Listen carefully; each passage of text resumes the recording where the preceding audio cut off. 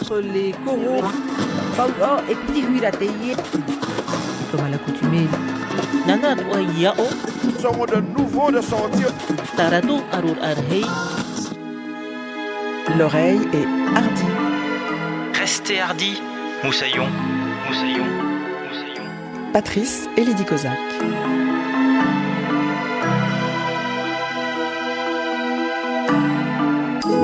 Bienvenue dans l'émission qui prête l'oreille à toutes les cultures des Outre-mer. Et ces cultures fortes, riches et vives, confondent, fusionnent souvent ce qu'elles sont et ce qu'elles font, leurs identités et leurs productions, parce que plus que d'autres, les Outre-mer ont besoin et envie de se raconter.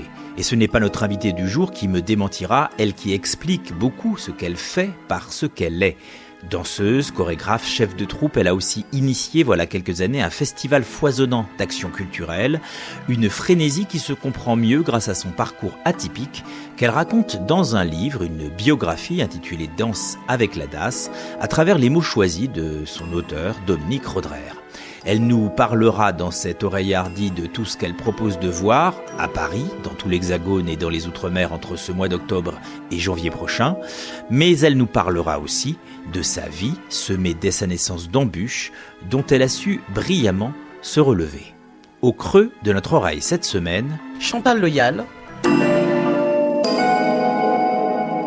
Chantal Loyal, bonjour. Bonjour. Vous êtes, alors on va énumérer, vous avez beaucoup de casquettes. Vous êtes danseuse, vous êtes chorégraphe, vous êtes directrice de compagnie et vous êtes la chef organisatrice d'une initiative que vous avez mise en place, le Mois Créole, où chaque année, dans tout l'Hexagone, on peut retrouver donc des manifestations culturelles liées aux Outre-mer, en faveur des Outre-mer. Enfin bref, vous bâtissez tout ça pour la promotion de ces cultures des Outre-mer. Donc on parle aussi bien danse, bien sûr, ça c'est votre marotte. Et puis en même temps, on parle de théâtre, on parle aussi d'exposition. Enfin voilà, manifestations culturelles tout azimut pendant, on va dire quoi, 2-3 mois, c'est ça? Entre septembre et janvier, ça fait même 5 mois. Oui, alors c'est octobre-novembre dans l'Hexagone et en janvier, Martinique, Guadeloupe, Guyane. Du coup, on va parler de tout ça. Et puis votre actualité, c'est aussi un livre qui retrace votre vie, un roman biographique comme on dit, signé Dominique Roederer, que nous connaissons bien ici à la première, à RFO. Il est officier dans une émission,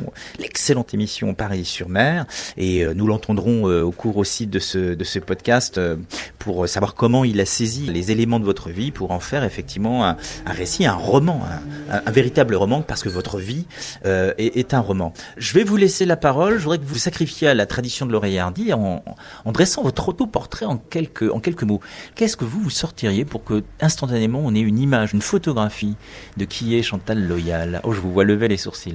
Ah, c'est toujours des questions très difficiles.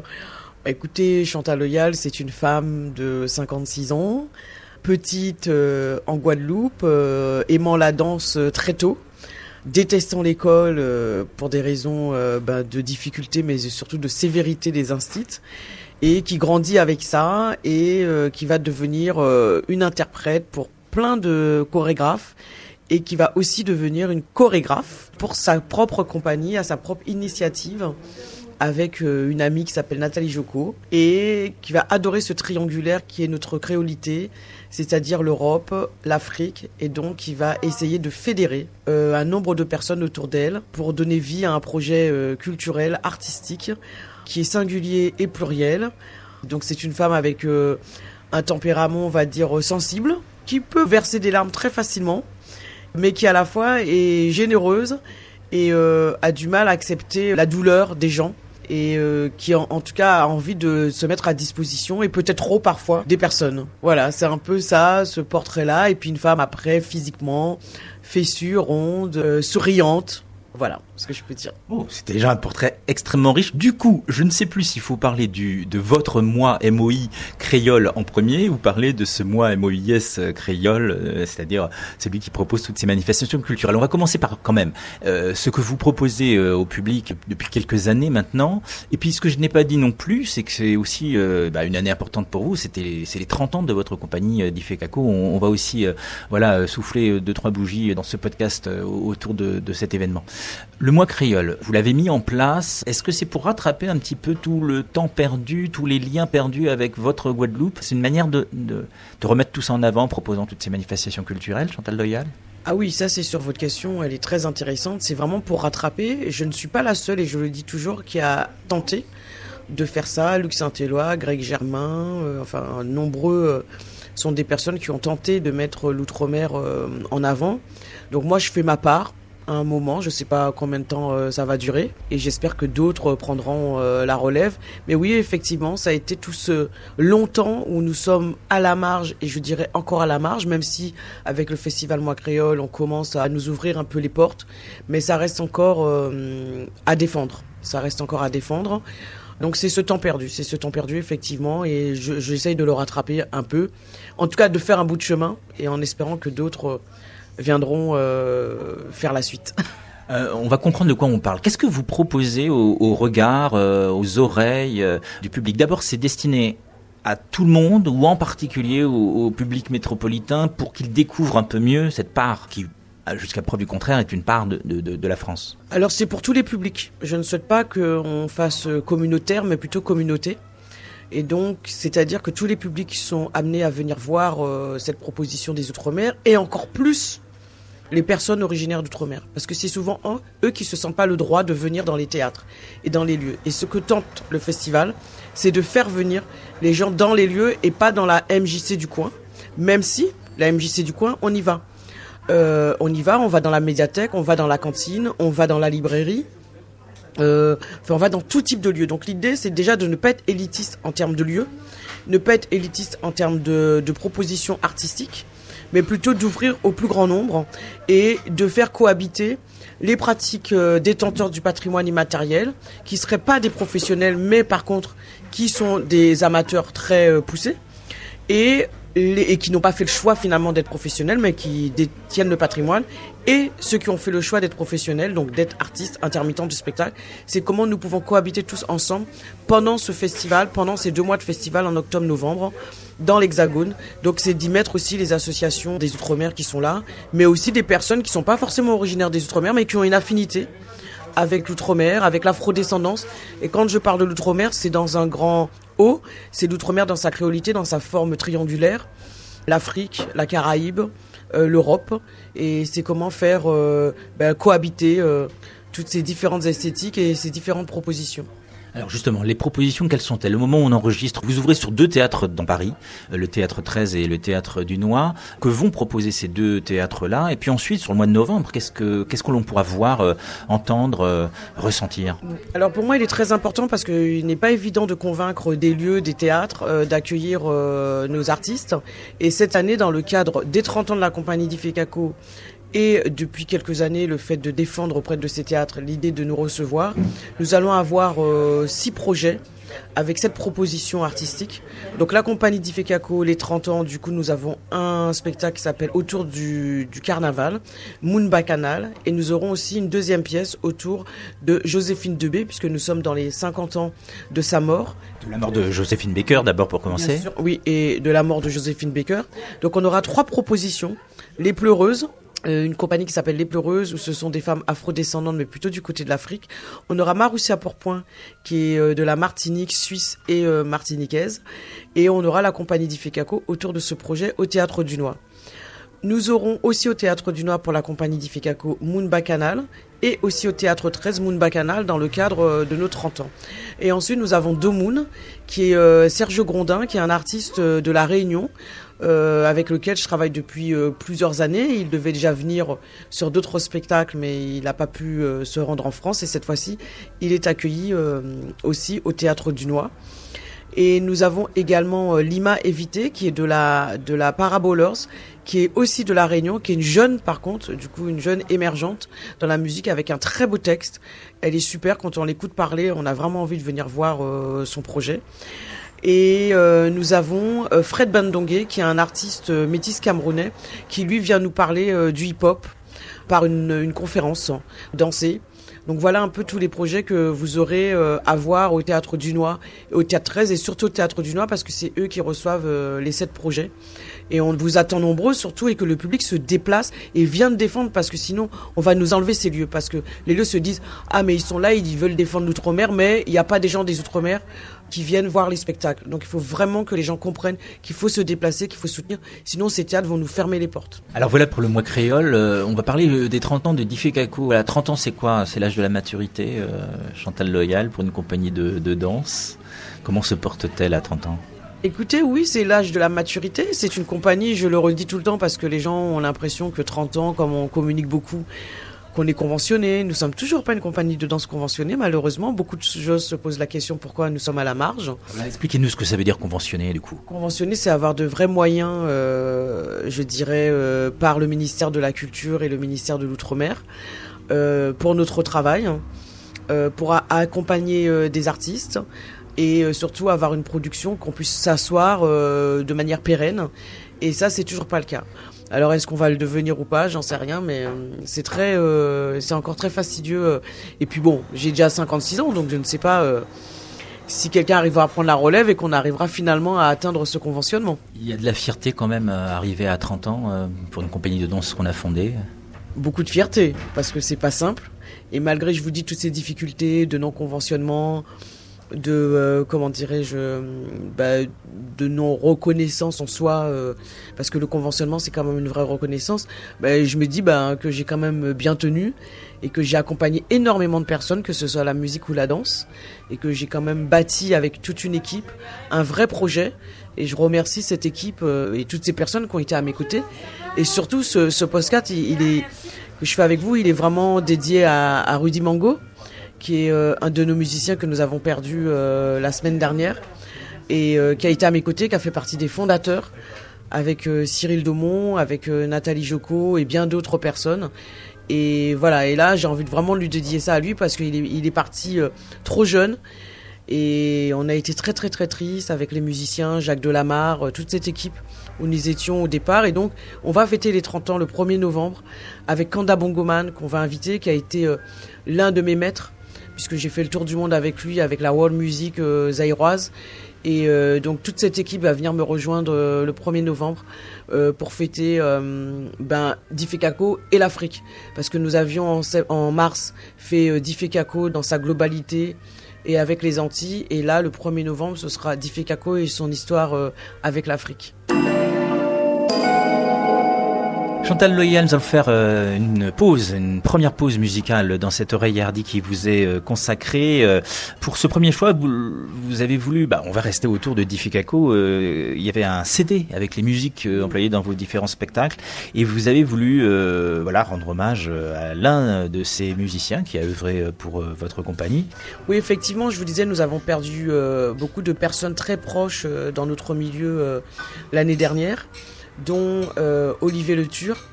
Donc le titre que je vais vous proposer de lui, puisque c'est qui est sur notre CD Diffé-Caco, s'appelle Oh Mamaïla. Et là Olivier chante et il parle de la musique, de notre combat et des enfants. Réveillez-vous par la musique. Et donc je trouve que ça lui ressemble bien, et on a un très bon souvenir parce que c'était un morceau qu'on jouait beaucoup en concert avec lui. Olivier Le Tur, Oh Mamaïla. Oh Mamaïla, connais ton poids. Connais ton bois, c'est musique à Péia. Oh Mamaïla, connais ton bois. Connais ton bois, c'est musique à Péia. Oh Mamaïla, connais ton bois. Connais ton bois, c'est musique à Péia. Oh Mamaïla, connais ton bois. Connais ton bois, c'est musique à Péia. Oh Mamaïla, oh Mamaïla. Connais ton bois, oh Mamela, oh Mamela, oh Mamela, connais ton bois. L'oreille hardie, Patrice Eldi-Kozak. De retour auprès de Chantal Loyal, on a parlé abondamment du festival dont elle est l'organisatrice, donc le mois créole, et puis comme je le disais dans un jeu de mots tout à l'heure, on va parler plutôt du mois MOI créole à travers ce roman biographique intitulé Danse avec la DAS, écrit par notre ex-confrère de la première, Dominique Rodrer, par l'auteur Dominique Rodrer. Comment c'est venu ce roman biographique, Chantal Loyal? Alors la genèse, c'est vrai que souvent les artistes de ma compagnie me disent mais Chantal, pourquoi tu n'écris pas sur ton parcours, sur ce que tu as fait, de ce mélange, c'est quand même assez pionnier, ce triangulaire entre l'Afrique, les Antilles ressenti et ton parcours de danseuse. Et je dis oui, je le ferai un jour. Et je trouvais que les 30 ans pouvaient marquer cette page de mon histoire. Et mon histoire parce que je suis née en 1969, c'était absolument pas gagné de par mon physique de pouvoir continuer à faire de la danse de manière professionnelle. Et de par aussi du milieu social dans lequel je suis née et d'où je viens, puisque j'ai été en nourrice et rapidement placée à l'aide sociale à l'enfance quand je suis arrivée en France. Et je trouvais que c'était un parcours qui pouvait donner un exemple pour des jeunes qui se retrouvent en difficulté. Et donc je me suis dit que ça pourrait être intéressant, et surtout parce que depuis quelques années, la DAS, donc la ZEL, l'aide sociale à l'enfance, qui m'a beaucoup accompagnée, est en difficulté depuis plus d'une vingtaine d'années. Et je me suis dit que quelque part, j'ai eu de la chance. Je suis assez bien tombée, j'ai été assez bien entourée par des éducateurs qui m'ont accompagnée sur cette trajectoire de vie. Et puis après, j'ai rencontré plein d'autres personnes au niveau de la danse, et je trouvais que c'était intéressant de raconter ce parcours et sous forme de roman, parce que c'est pas un biopic, on va dire, linéaire, c'est pas un CV qui est dans le livre, c'est vraiment une imbrication entre ma vie personnelle et la danse, ce que j'ai pu faire de ce corps de danseuse qui n'était pas du tout parti pour pouvoir peut-être ressembler au canon de la danse, et surtout d'avoir défendu ma culture, d'être une des ambassadrices en tout cas de cette culture triangulaire en tant que Guadeloupéenne, française. C'est une fierté de ce parcours et j'avais envie de le mettre à l'écrit. Et votre vie éclaire beaucoup votre parcours professionnel, et puis par moments c'est l'inverse, mais votre mère, qui a été très absente dans votre vie, pour pas dire plus, peut-être voilà, très négligente à votre égard et à l'égard de vos sœurs, finalement est très présente dans le livre. J'ai l'impression que cette absence et cette négligence de votre mère explique beaucoup de choses.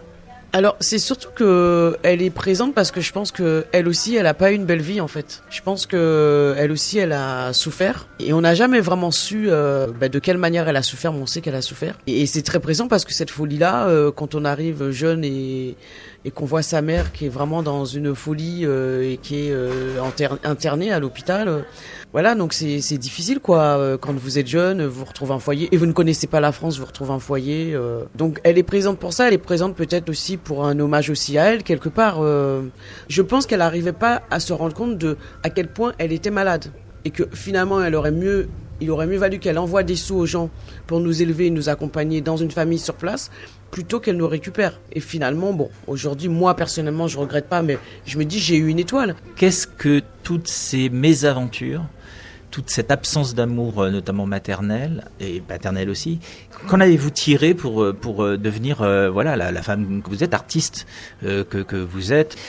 Qu'est-ce que tout ça a permis au final? Je pense une certaine résilience, certaine dans la résistance aussi, et puis dans l'adversité, finalement, on puise une énergie positive pour faire du bien aux autres. Et je pense que quand on est dans l'art, c'est aussi de faire un art qui puisse parler des mauvaises et des belles histoires, ou en tout cas les rendre belles, même quand elles sont mauvaises. Et je pense que c'est ça qui m'a habité peut-être toute ma vie et qui m'a donné l'énergie d'être chorégraphe, danseuse, et de faire plaisir aussi aux gens, quoi, et de raconter aussi nos histoires et nos difficultés en tant que femme afrodescendante. Peut-être que si j'avais pas eu cette histoire-là, je serais pas là où je suis aujourd'hui, donc voilà.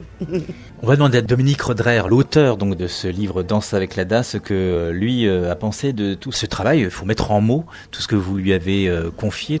On l'écoute. Dominique Roederer, bonjour. On vous connaît évidemment à la première à RFO pour vos excellentes émissions Paris-sur-Mer et Francosphère, entre autres.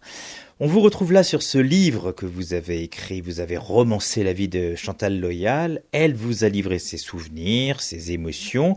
Vous les avez mis en mots. Comment vous avez travaillé avec elle? Comment cette collaboration est née? Alors, ça s'est fait en plusieurs étapes. On s'est d'abord rencontrés dans les émissions dont vous parlez, Patrice, autour de ces spectacles. Et puis, je sais plus très bien comment c'est venu, mais Chantal m'a dit qu'elle aimerait bien faire un livre qui raconterait sa vie. Et finalement, comme on s'entendait bien, comme moi j'étais assez épaté, je dois dire, par cette espèce de force de vie, de rire permanent de Chantal, et que voilà, il y avait une accointance autour de la personnalité personnalité de Chantal. On s'est retrouvés une première fois dans un café parisien et là, elle m'en a dit plus et j'ai été très étonné de savoir que derrière cette façade très épanouie, très enjouée, eh bien, il y avait une enfance beaucoup plus mouvementée, presque chaotique, avec une mère qui n'avait pas pu s'occuper de ses enfants. Et ce qu'elle m'en a dit dans cette première rencontre a tout de suite fait tilt au point que je lui ai envoyé un texto dans la nuit où il y avait pratiquement la première page du livre qui apparaissait sur justement la façon dont elle avait vécu cette enfance un peu hors norme puisqu'elle s'était passée à la DAS. Ensuite, on s'est retrouvés pour toute une semaine ensemble dans les Cévennes et cette fois, eh bien, on a finalement fait une espèce d'interview à rallonge où elle m'a raconté les différents épisodes de sa vie, à la fois professionnelle et cette fois, contrairement aux émissions, beaucoup plus personnelle. Quand on écrit une biographie, qu'on romance la vie de quelqu'un, est-ce qu'on n'est pas tenté d'y mettre ses propres pensées, ses propres réflexions ? Elle est où la limite entre l'auteur qui a la main mise sur l'écriture et le simple biographe qui retranscrit ? Alors oui, si vous voulez, si on appelle ce livre une biographie romancée, c'est parce que il y a un effet d'hybridation dans ce Danse avec la DAS.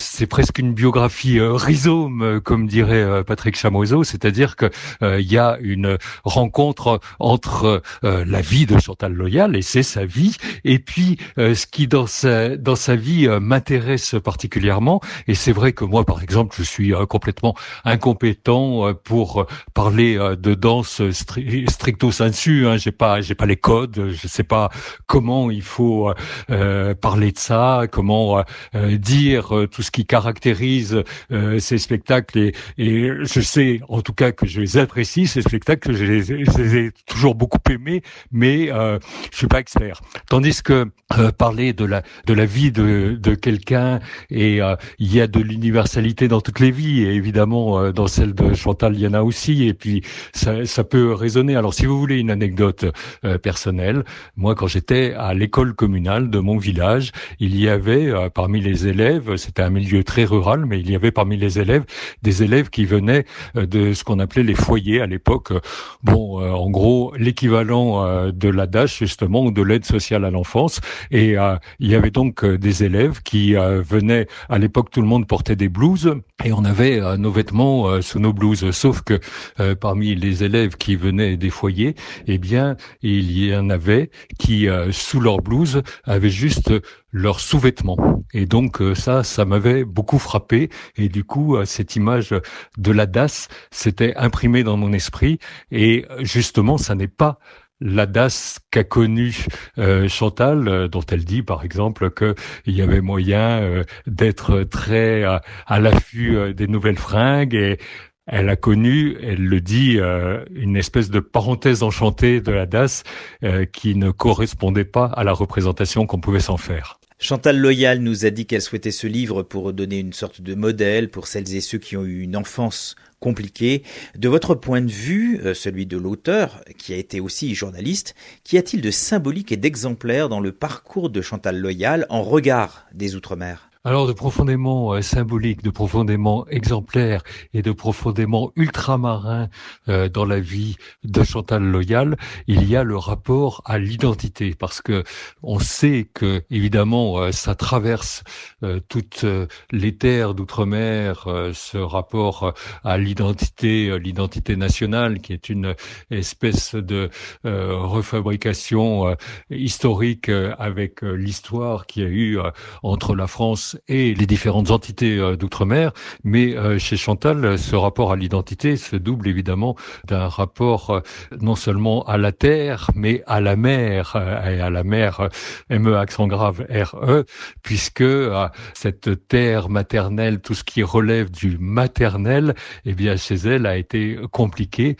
par l'histoire justement avec sa mère, qui est une histoire qui ne s'est pas faite comme elle a l'habitude de se produire en temps normal. Donc, si vous voulez, terre-mère et tout ce qui relève, encore une fois, de la filiation, alors que cette filiation soit avec un sol ou avec une famille, eh bien, du côté de Chantal, ça a été évidemment assez différent de la norme.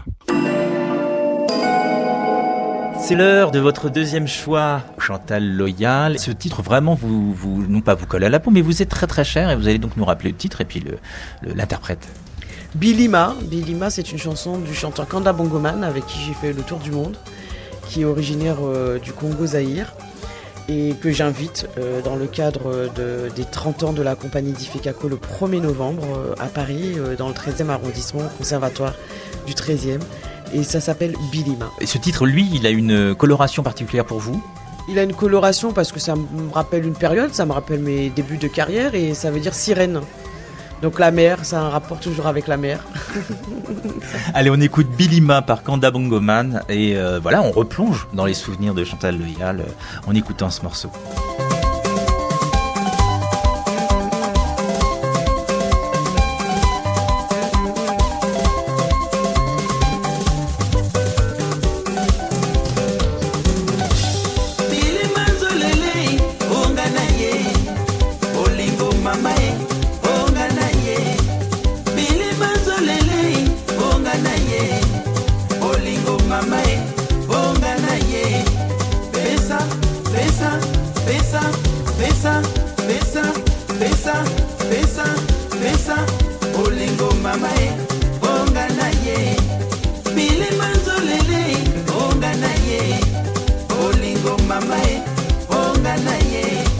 L'oreille a du goût.